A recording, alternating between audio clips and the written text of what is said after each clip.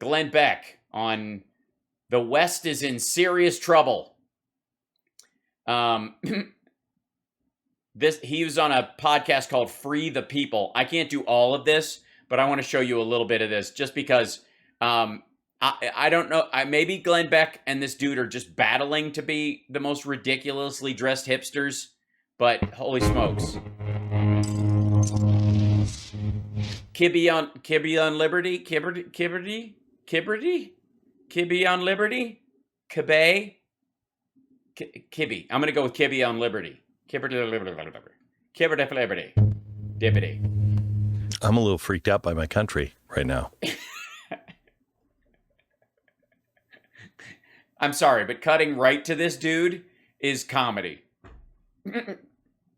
I know how you feel, particularly last month, and every month we say that, right? This month was insane, and I was thinking about this is premiered September 15th. This month was insane.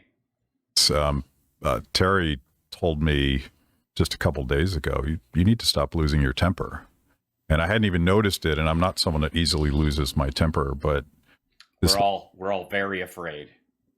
This year and a half has been pretty tough on me because I've personalized all of this stuff that's happening. Mm-hmm. Not so much to me, like you and I have. Yeah, I'm not losing my temper to my loved ones and my relatives because of me. I'm losing my temper on behalf of America. That's why I'm screaming obscenities at my wife and friends. I don't even know who this asshole is. I don't already. I'm like, it's suspect. Word. We have some privilege in these lockdowns because we're able to keep working. Yeah. And, we're I'm sorry. Were they playing Cowboys and Indians right before they sat down? Is it cowboy dress up? Part of the laptop class. So personally, this has been a pretty productive year, but I just hate what our government is doing to destroy people's lives. Yeah, that's what's happening. Our government is doing things to destroy people's lives, says guy in front of fake mantelpiece. That's a set. It's a picture of Abraham Lincoln going, I wonder why this asshole has more ridiculous facial hair than I do. Yeah, think hard about this. Say something about how the poor downtrodden people while you're doing your show from like space station Glenn Beck in your cowboy pants. I think it's beyond reason now. I was just talking to somebody who said, I said, do people believe? And I said, the biggest problem in stopping the Holocaust was the Germans. Yeah, that's where we are. We're in the Holocaust right now. That's a great analogy. We just got out of Afghanistan. We're trying to clamp down on the coronavirus, which is killing most of the people mostly people who did not vote for the current president. And he's still trying to save their lives, mainly from them being stupid, willfully ignorant. I mean, Breitbart is doing articles about maybe they're tricking us into not taking the vaccine to own the libs, and this is all part of a plot. Good Lord, the Holocaust. Get fucked. That really, truly bought into the propaganda. And they bought in so deeply, and that was such a bad thing. Well, I'm glad we can agree on that. Yes, kudos to Glenn Beck. I think everybody, big hand for Glenn Beck for recognizing that the Holocaust was such a bad thing.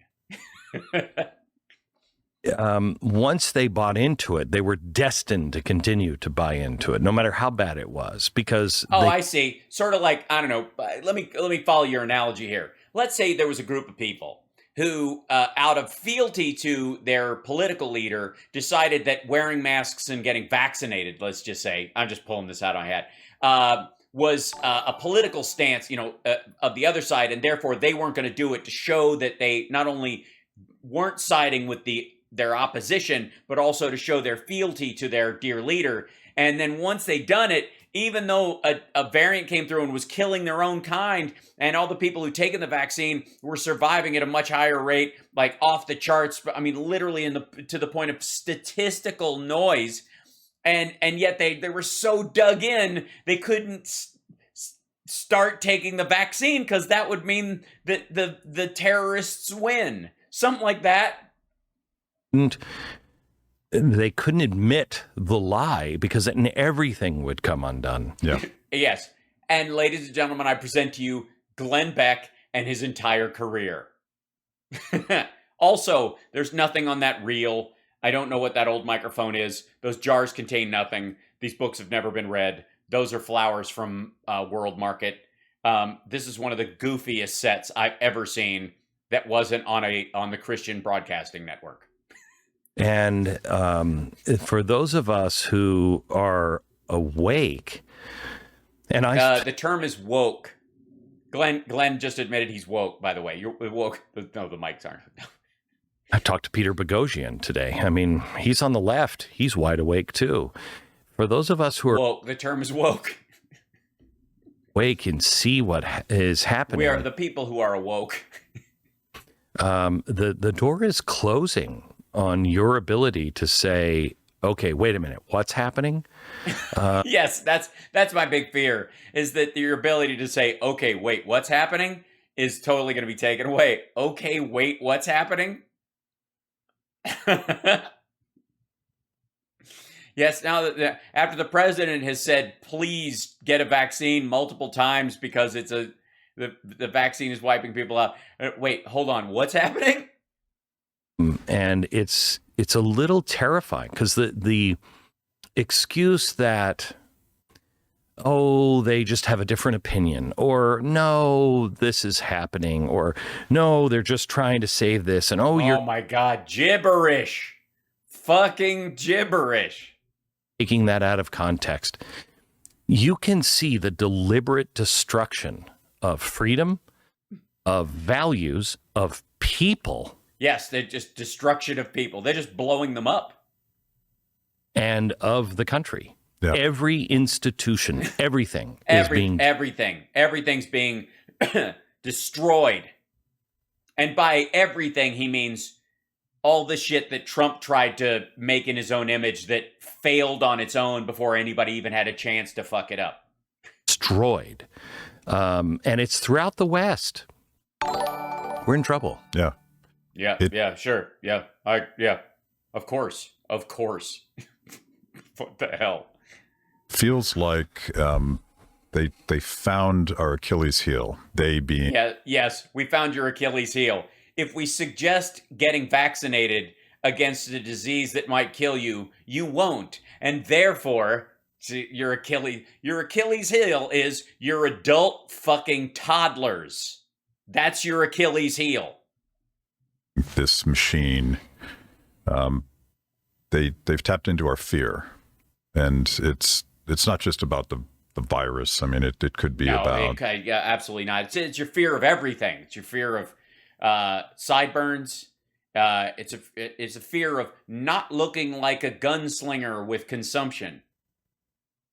I don't think there's fear on the virus. It's funny. I just met somebody who was a big writer for comedy and he's on the left. Yeah. And he lives in California. Yeah, he's a California left writer guy. I just met him. Yeah, he had 2 masks on, and he shook my hand with the elbow. Yeah, and he said, "Sorry, I'm from California," and I'm like, "No, I get it, whatever." But yeah, that's how it went. Sorry, I'm from California. Yeah, that's exactly what was said. Yeah. Can we drag this nothing conversation out longer? Depending on where you're living, that's manufactured fear. That's unreasonable fear. Yeah. If I were writing a horror movie or a end of the world dystopian movie, the villain you wouldn't be dressed for it. I'm just saying, unless it was a cowboys versus aliens dinner theater. Not be COVID-19. You know what I mean? Right. That's like, yeah. Really? What a wussy villain that is. And yet that's the way people are treating this like this is Ebola. It's not. Yeah. Right. Ebola is actually harder to spread, dumb fuck. Yeah. Ebola, you actually have to be expressing the virus. You spit blood on people. They have to come in contact with your body fluids to actually get it. It's actually way harder to spread than COVID. The reason you wouldn't make this the contagion in your disease end of the world movie is because you're dumb. Because you're Cowboy Glenn.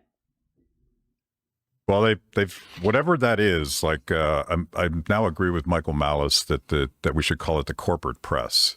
I agree. And when I use the C word, I'm actually suggesting crony capitalism press. Unfortunately, that's what it means for people. And this collusion. Yes, it's always hard when you're on the right and you have to attack corporations and you got to come up with a new way to do it. Between big media and government in this particular context, ginning up this. Yeah, beyond that, big media, big corporations. I mean, Gee, it's almost like you don't want to reward success, Glenn. everything is being done. So I can't go to my local Ace True Value hardware store, but somehow or another it's safe to be in Home Depot. Yeah. That's ridiculous. Yeah. It's Since when? You can't go to Ace? What are you talking about? You mean smaller spaces were closed for a little while? We're going brand for brand now. It was that Home Depot is really, they're a big corporation, and poor little Ace Hardware. absolutely ridiculous. And it is this. Yes, it's a ridiculous assertion. We don't know what the fuck you're talking about. This corporate giveaway. And whether you look at it as, well, why would they do that? Well, because politicians don't like to fundraise. And it's a lot easier to fundraise, with 500 companies than it is with 13 million companies. Yeah. Yeah, that's why. Yeah, especially Democrats. That's what we're trying to do. We're trying to put out all the mom and pop Ace Hardware stores out of business using COVID fear. The fuck are you talking about? Honestly, I don't know. I thought this conversation was going to go, the West is in serious trouble is the name of this. And what he's gotten to so far is that apparently people would rather go for the Home Depot dollar than the Ace Hardware dollar. Now, give me 1 second, if I may. I hate doing this. I hate diving straight in to the research in here. Let's see. Home Depot. Let's see. Whoops. I'll do it on here. Home Depot GOP donations. Whoops. Home Depot. Oop. There we go.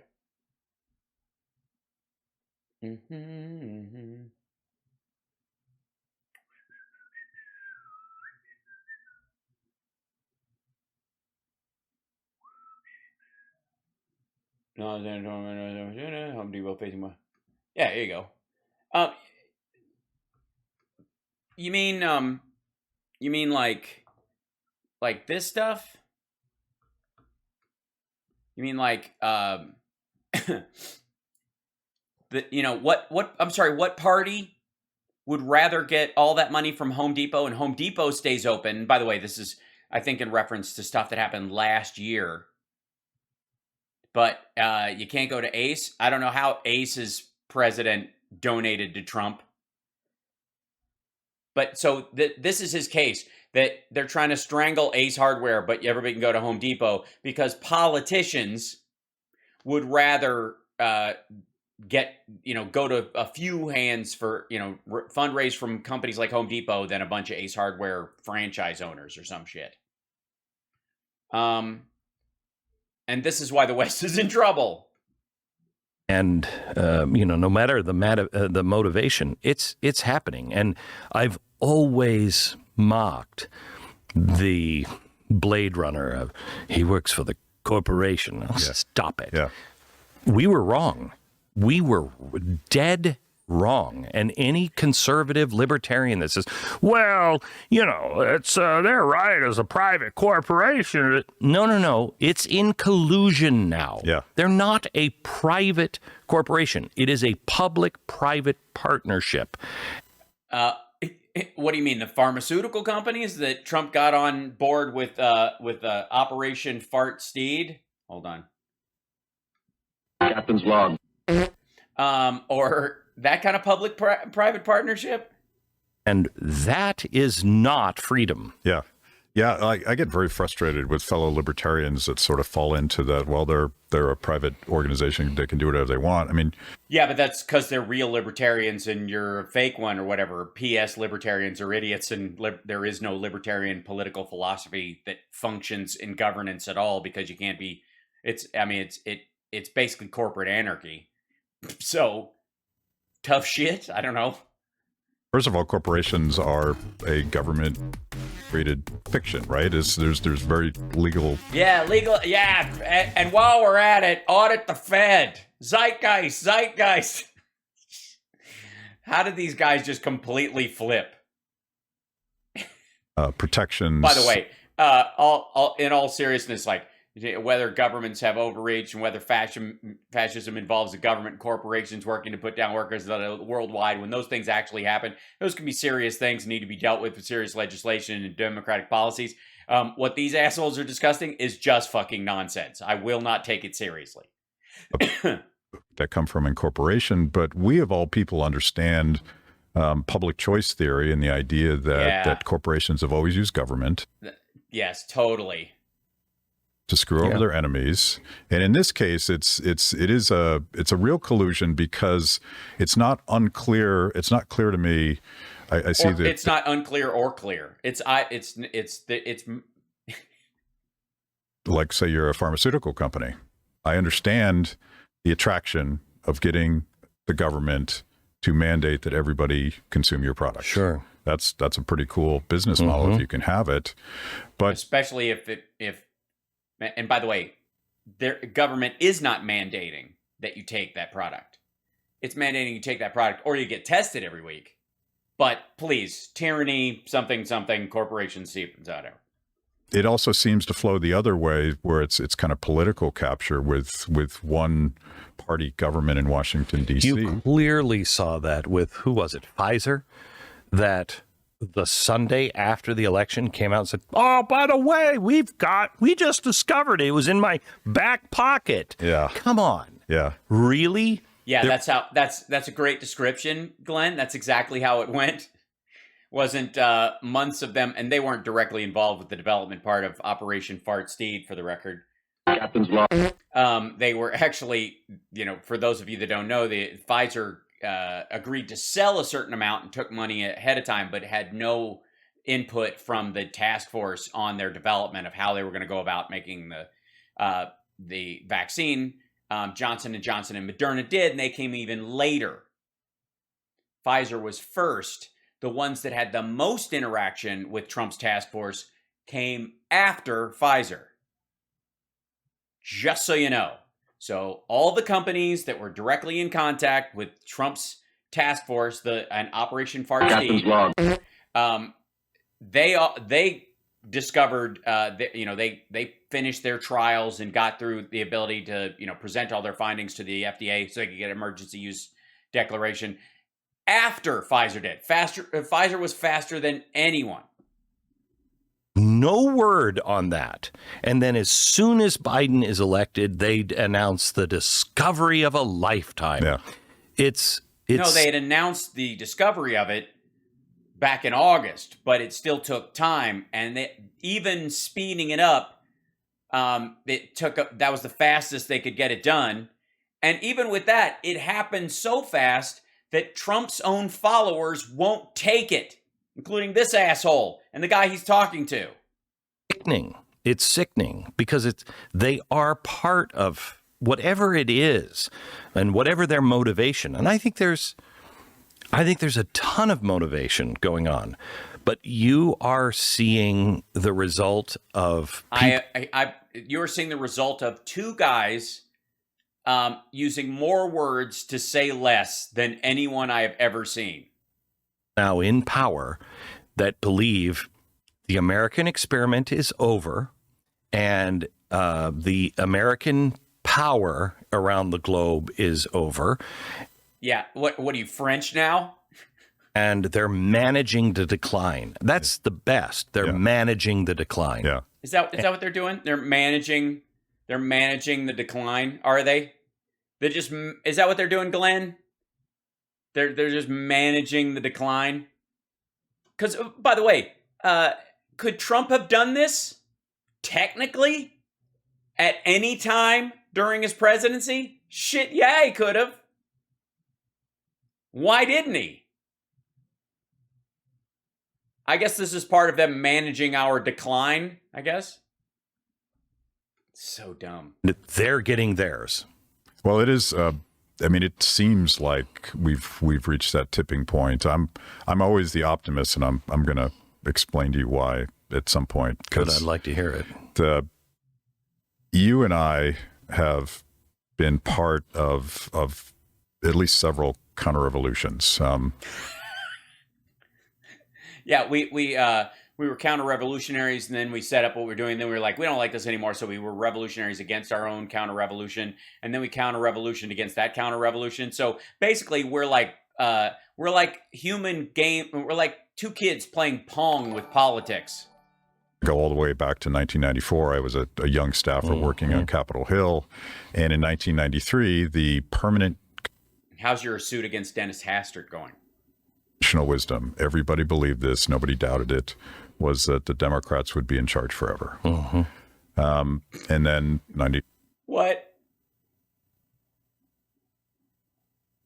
I'm sorry. Right after Bill Clinton got in office, a year in, the Democrats will be in charge forever. Forever. That's what everyone thought.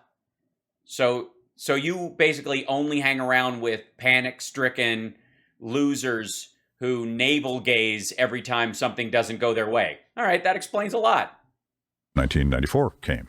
The counter-revolution, the pendulum swing, the rejection of all. Yeah, a year and a half later. Oh my God, is that John Wall? Those 40 years of corruption that had become intolerable to all sorts of people. And of course... Glenn, don't wipe your nose on the chair. That's just wrong. In 2000, and I'd say 2008, a lot of people say 2009 with the Tea Party. Started in 8. It started with the Wall Street bailout and the rejection of that. I was say, what was it, 700 and some billion dollars, which seems like a pittance today, but it started there. No, it does not. And I think the counter-revolution is coming, and the flashpoint probably is COVID socialism. It's a COVID socialism. Please do explain COVID socialism. That's where, by the way, everyone gets COVID that they need, not that they want. That everyone gets COVID according to their needs. That would be COVID Marxism. They're probably the same. Civil liberties more, maybe perhaps, than the inability of people to actually legally go to their own jobs. But it's a cumulative effect of all this stuff. And it's not just conservatives at all. No, it's not. The vax mandate is not going to hit conservatives. It's going to hit deep into the blue collar, working class base. No, it isn't. It's going to hit the blue collar, working class base that voted for Trump, that is right wing or that is Republican, and that doesn't that Biden doesn't appeal to, which is an incredible shrinking group that the Democratic Party thinks it owns, and civil libertarians. The Democrats think they own the white working class, blue collar working class. Is that's supposedly what we think? African Americans. Yeah. African Americans, the number one group not getting it. It's not Trump voters. It's African Americans. No. By percentage in certain neighborhoods, but by volume, it's overwhelmingly Trump voters. And even amongst the areas where black people aren't getting it, there's a more conservative bent. I mean, these are either people who voted Trump or didn't vote at all, or or voted Democratic, but they're panicked by this kind of nonsense. They might have some reasonable Yeah, fears they might have some fears of like the government. Indians. Hey, we're going to go collect the guns from the Native Americans. Probably not. They're probably going to resist that. Yeah, they have some reason to. I'm sorry. Are you out of Holocaust analogies? So now you're going to that we took the Second Amendment away from Native Americans? So I think you have this very broad-based, and this is where the Tea Party was in 2008, 2009. It was a very It's the same assholes, same people. Contract for America, or or as we like to say back in the day, the Contract on America, Newt Gingrich Revolution, and the Tea Party, and the Trumpers, same people. Same people.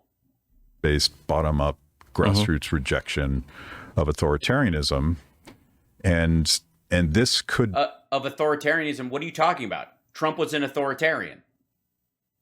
He denied states PPE just on how he felt the governors were treating him, so that people in those states wouldn't get protective equipment or ventilators based on the fact that he felt personally slighted.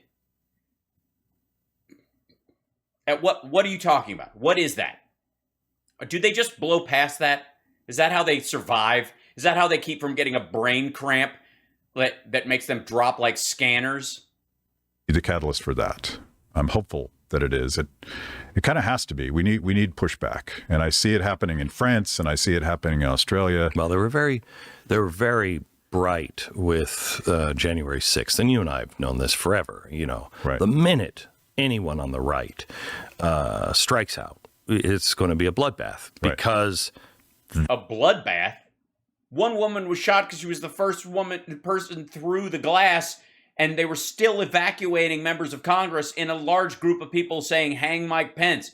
Bloodbath. Asshole, they're going to jail for violently attacking police officers. They've all got court-appointed lawyers if they want them. They get free legal services. Bloodbath. Eat it.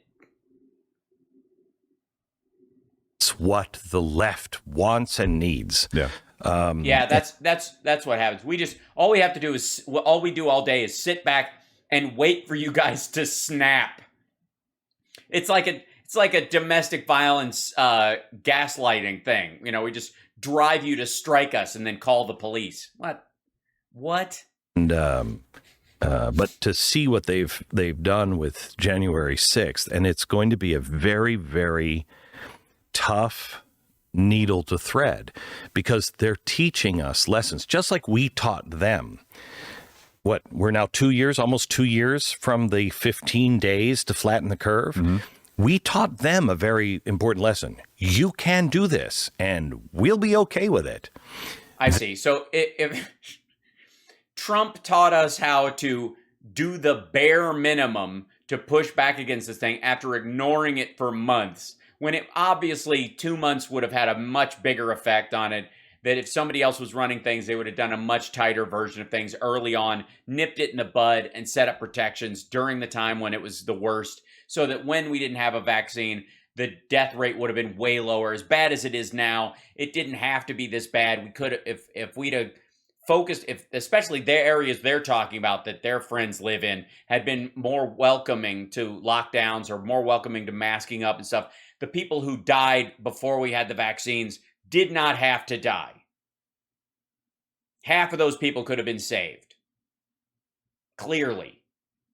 But, they taught us how the 15 days to stop the spread or whatever. That was going to be plenty. And then they taught us how to, then we went, 15 days. Let's make it 15 months. Like that was our dream gig. Because we were all just sitting there going, you just wait. Trump will release a worldwide pandemic onto America, killing over 500,000 people, and that'll show him. Good Lord. They're also teaching us very careful lessons. And that lesson of January 6th. Well, they're not fashion lessons. I will say that. Probably, I don't even know, 20 bad guys that were out of control, and the rest of them. 20? Did you see the heave-ho crowd dumped? We're kind of just like, I don't know, there. Yeah, they're just there, handing stuff to people who are beating cops. I'm not here to beat a cop. I'm just here to step on him once you beat him. Yeah, I'm just part of the giant force pushing the doors in and streaming in there. We didn't fight with any cops. I was too busy building a gallows. Your Honor.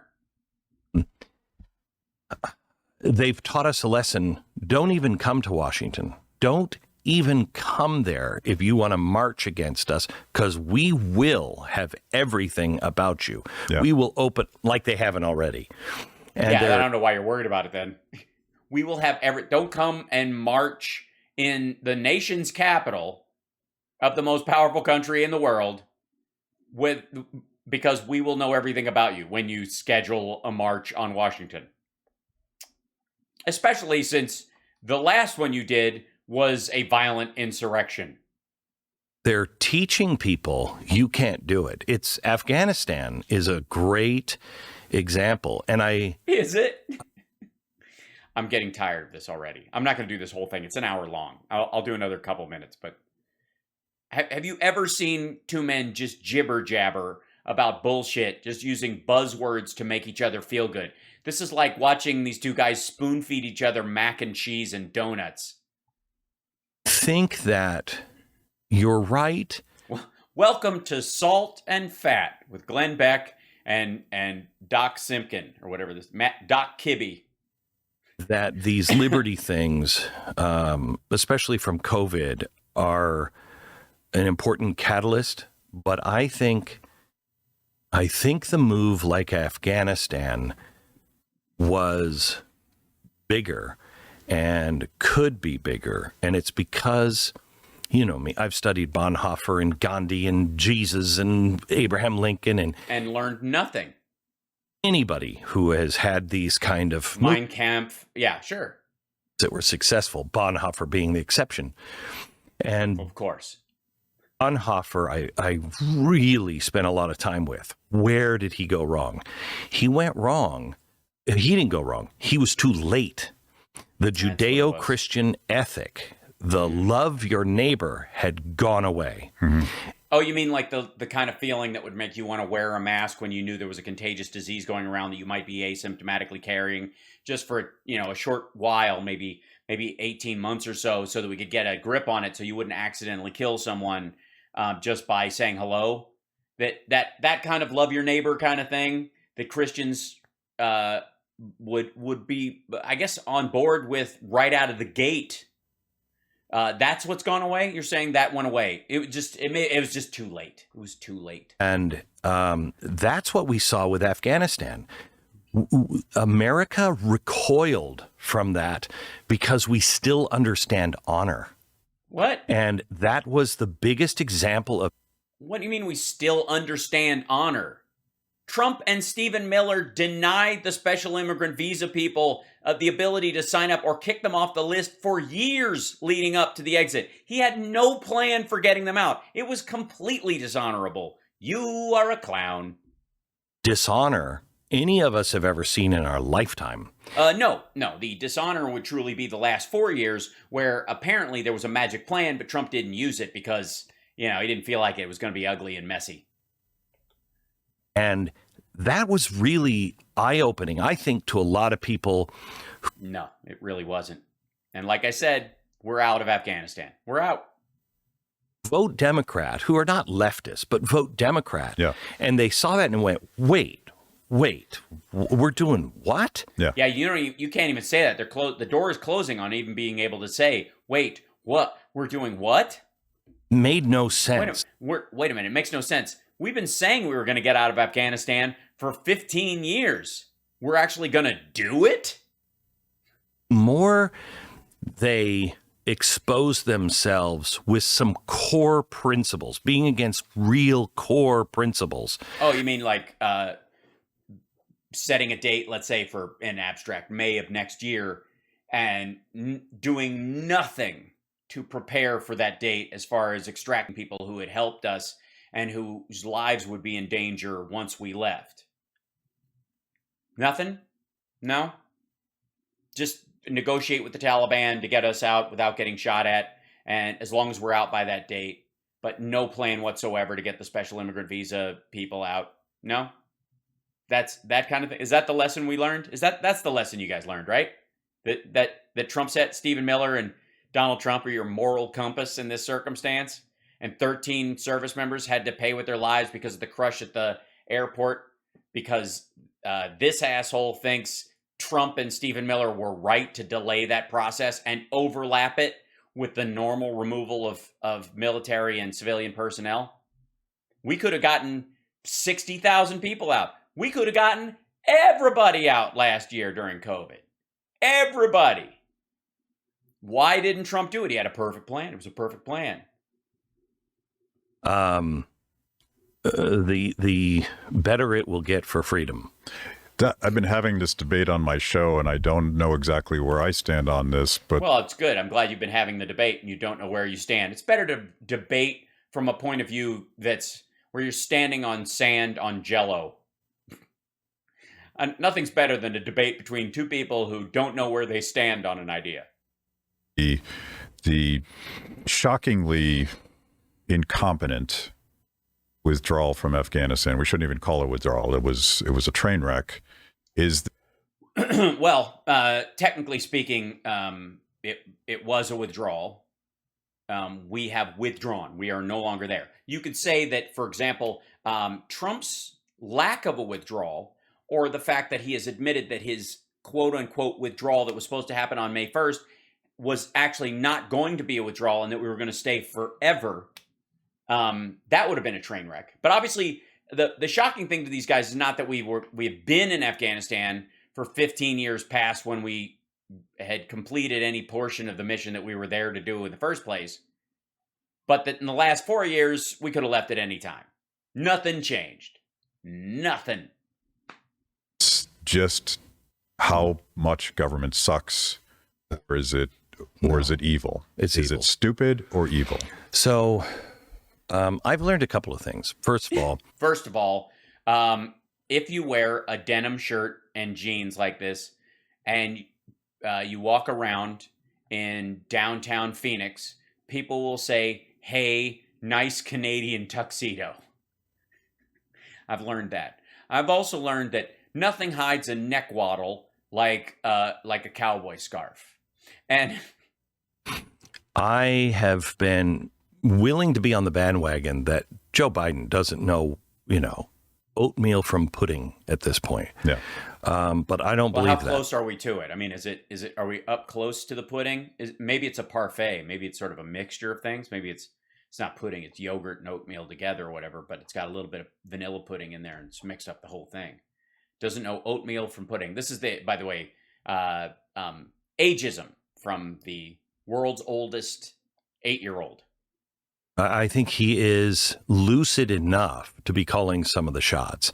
Yeah, just enough to be evil, but not enough to know what the responsibility for it is. This is the hard part. This is the corner that Glenn Beck has painted himself into, that he's spent so much time trying to convince people that Biden doesn't know what's going on, and everybody watches the speech goes, speech is, he clearly knows what's going on, that he's got to back into this shit, and he's got to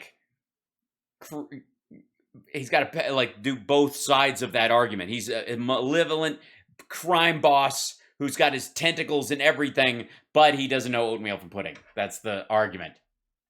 Afghanistan, I believe he called and is still calling Afghanistan. Really? Are they picking up, "Hello, I've just got to..." Sorry, that's just wrong. Hello? Yeah, this is Afghanistan. Guys, it's Joe Biden on the phone. Yeah. He wants us to, yeah. What? Nobody left behind. Okay, cool. He says nobody should be left behind. Anybody still want to leave? No? They're going to stay. These are all dual citizens. Yeah. Yeah, no. Most of them are in the poppy trade, so they'd rather stay. Yeah. Yeah. Yes, one of the Sacklers is here from Purdue Pharmaceutical. How'd you know that? Drones. I see. Why are you laughing so hard? Hello? He did it again. He called us and he hung up. But there is also something else that's going on. And, Aliens, probably aliens. I said, what was it? I don't remember what you said either. Weeks ago, I think, on the air on a Tuesday morning, somebody said evil. And I said, let's not throw around evil. Let's not, there's a lot of things involved here, but let's not throw around evil.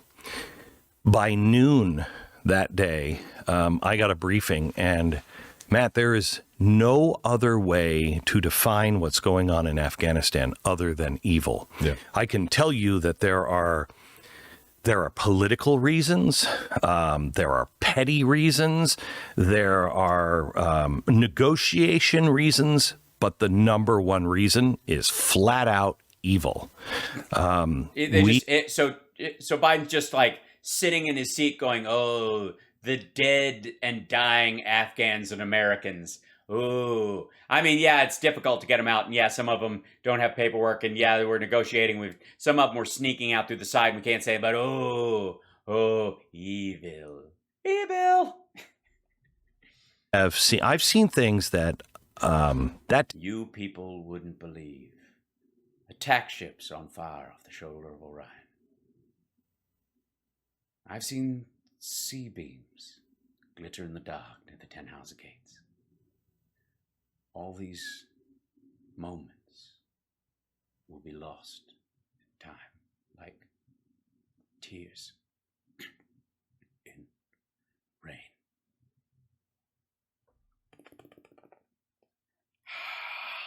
Thank you. Thanks very much.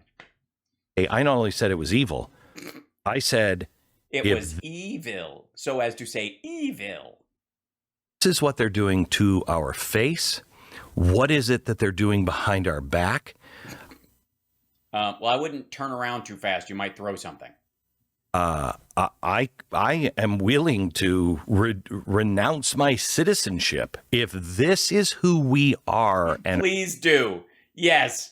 Glenn, renounce, please do this. Renounce your citizenship and can we all pick a country? Which one are you going to? Belarus? What do you think? Russia? Like you and I can't wait for the action movies. You and Seagal.